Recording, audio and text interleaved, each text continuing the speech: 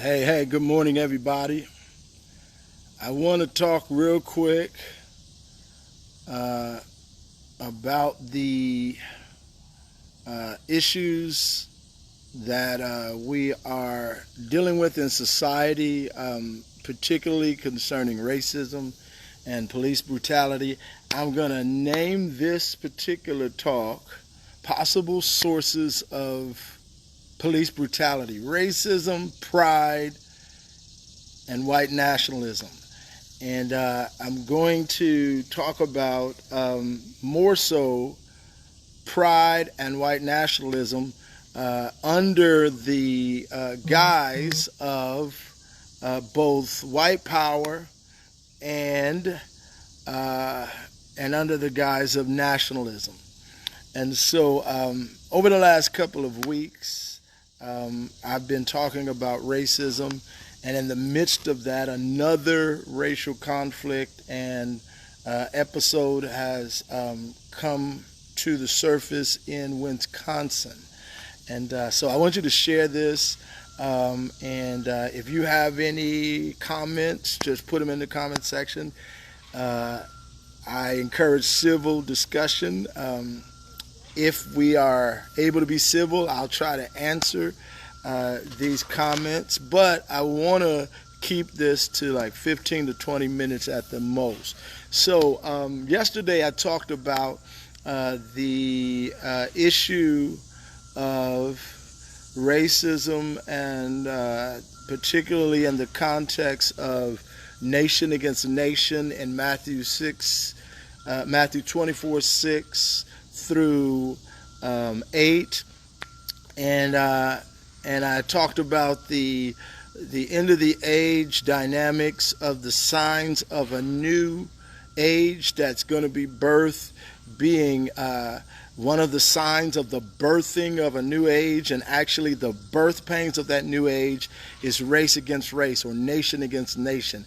I just put a post on my Facebook page about nation against nation, or the nations and the race for power and position, for the control of resources, for the control of the narrative of the races. And so you can read that, but I end it with the issue in the latest police shooting in Kenosha, Wisconsin, and I talked about possible sources of police brutality, which in this particular incident, I stated fear as a possible source of police brutality. Fear, not knowing where the young man was going when he left their presence and to get in his car. And I talked about the need for cultural sensitivity classes in the police force. Today I want to talk about the possible source of police brutality being pride. The possible source of police brutality being pride, and particularly racial pride. So when we talk about racism, we're talking about a bevy of sociological and psychological understandings and definitions, particularly when we talk about racial pride or racism. We're talking about racial bias. We're talking about stereotyping or racial profile. We're talking about racial pride. We're talking about, we could be talking about racial hatred, but none of those are actually racism. They're actually attributes or characteristics of racism. But racism is the attempt to hold another race of people down, eliminate another race of people, or minimize the ability for another race of people to accomplish their purpose or accomplish their destiny. And the ultimate expression, as I've shared in past lives, of this type of racism is Margaret Sanger, what she did when she established Planned Parenthood to eliminate the undesirables. Adolf Hitler, when he established the final solution to eliminate the Jews, and the KKK, when they established an arm of quite, surprisingly, an arm of their church to hold down and keep in their place white people, black people, in its founding of the KKK. A lot of other people look to signify or identify black groups as racist groups, like the groups in the 60s that sprung up out of Islam, the Nation of Islam, even the groups today that have sprung up, like the Black Hebrew Israelites. These groups are not as much racist groups trying to hold a group of people down or eliminate a group of people. These groups are more race hatred groups, but when we talk about racism, it could involve, and most of the time does involve, race hatred. It involves racial bias. It involves profiling or stereotyping. It involves racial pride. Now, when we deal with racial pride, it is the thought pattern that you are better than another person because of your race, or because of your skin color, or because of your ideological philosophy or physiological prowess, or greatness, or because of your particular start in life even. But racial pride actually has a presentation of nationalism. Its presentation is rooted in nationalism, and that nationalism looks at your group as better than others, or your race as better than others, or your people group as better than others, for a varied reasons. So I needed to set that up to get to what I want to say about police brutality. It has been debunked that black people are less than white people or any people group in the earth. It's been totally debunked.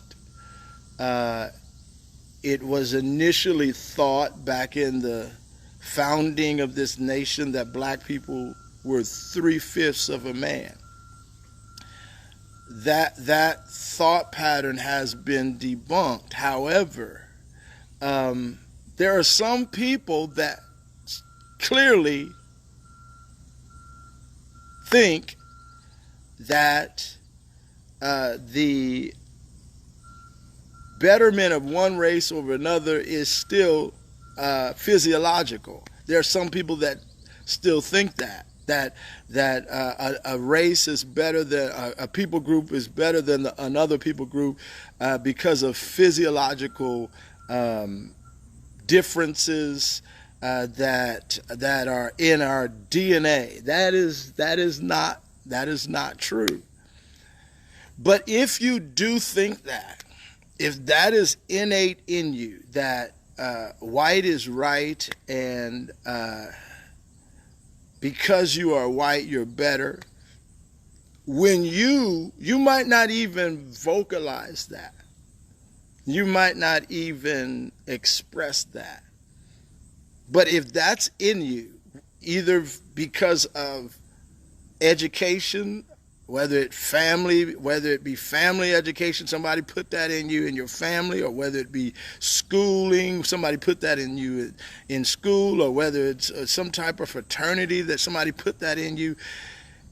If it's not dealt with, it can have its manifestation, or its expression can be seen in the midst of a confrontation where someone that you think you're better than disrespects you and doesn't give you the respect that you think you deserve because of your particular standing, state, or place, or your particular race. Now, let me explain it to you the way I can best articulate it so that you can understand it. When I was a kid,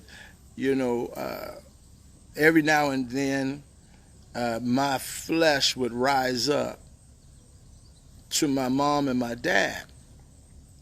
And my mom and my dad, when that would happen, just up out of their spirit, they would respond. If it was egregious, they would respond with a physical response. They would either slap me or hit me, just like a knee-jerk reaction. It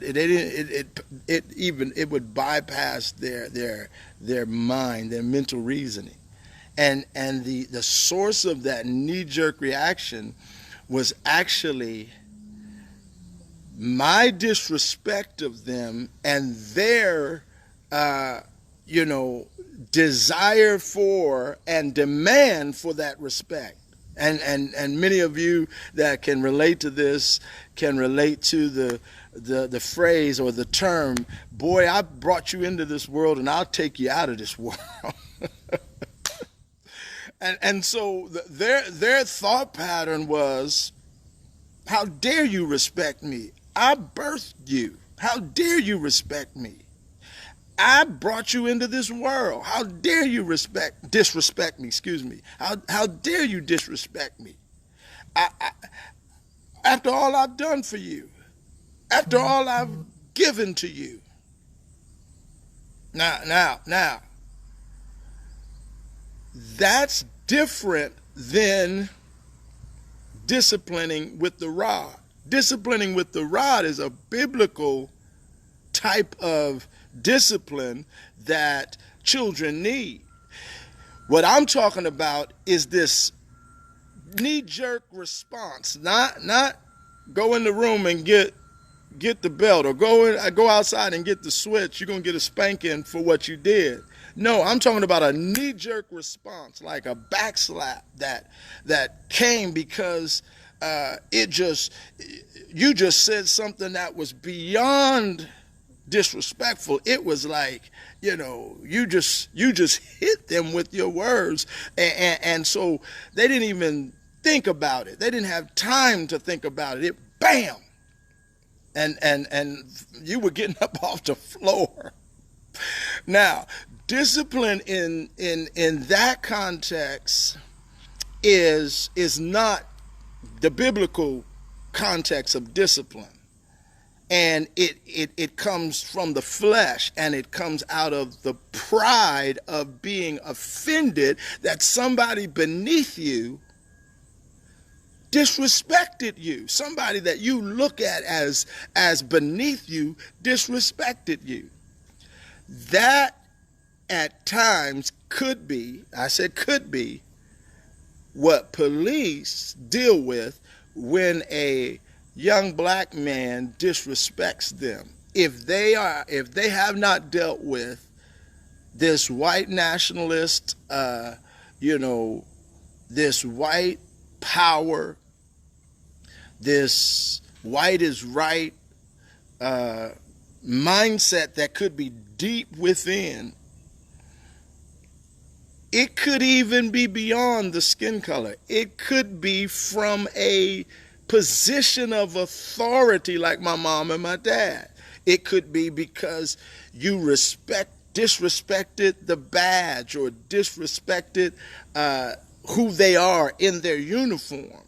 One way or the other, that pride of either their skin color and their white nationalist, white power type of mindset, or their position as a police, and you disrespecting them, up out of their spirit, bypassing their mental reasoning, we end up seeing the manifestation of what's inside of them come out in police brutality.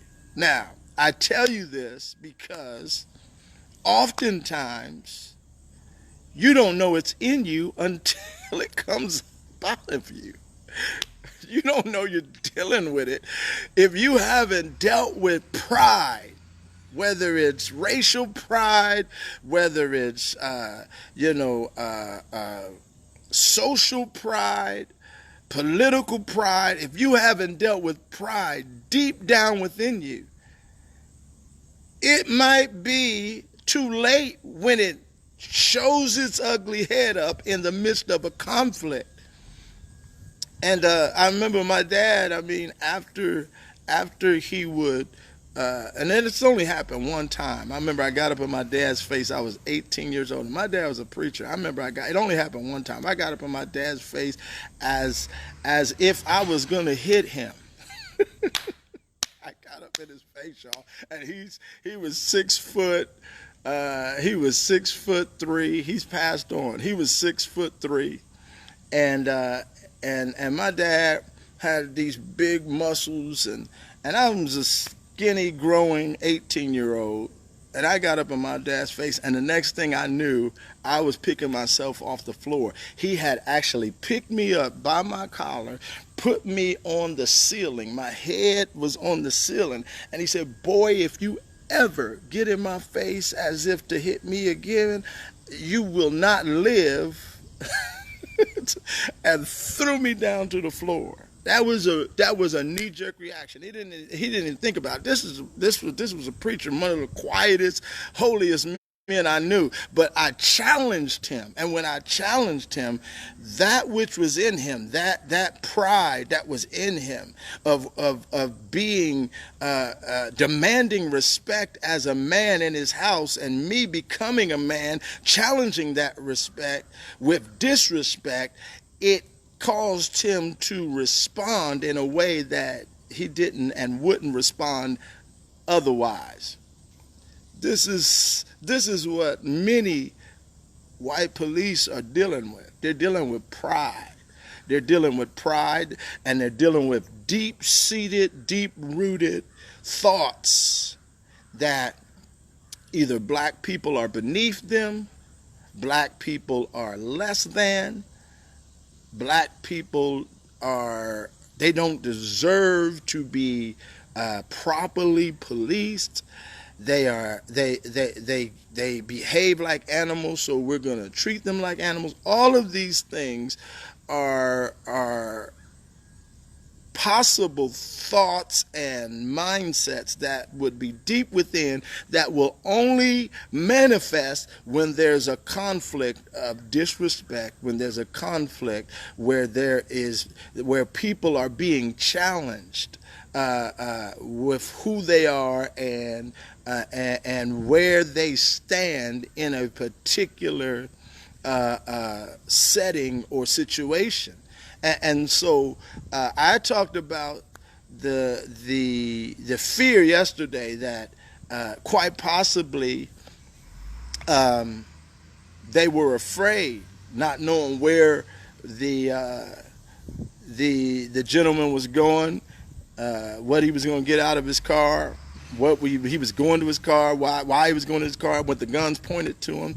I talked about the possibility of fear. Today, the possibility of pride and disrespect in the middle of a conflict that would cause excessive force and police brutality. Whatever it is, whatever it is, whichever one it is, we all have to deal with that within us. We know about in our community, the black community, the movement Black Power that came forth in the '60s, and the actual meaning of that was more so economic power. It was misconstrued as you know racial or race hatred, and in some cases it actually brought forth, or it actually spurned forth race hatred, but its original context was in economic power. Even the Nation of Islam, its desire to emphasize the blackness of the community in segregation and separation. The basis of it is black economic power, but both expressions can get off into black pride, black power, black pride, which pride ends up going before a fall. And so just like there's white power, there's black power. Just like there's white nationalism, there can be black nationalism. But if those things are not dealt with, when conflict comes up out of your spirit, you know what's in you, because up out of your spirit, it's going to come past your reasoning, and you're going to say something or do something that is out of character of who you really are. Or let me say it like this: it's out of character of who you have presented yourself as being, and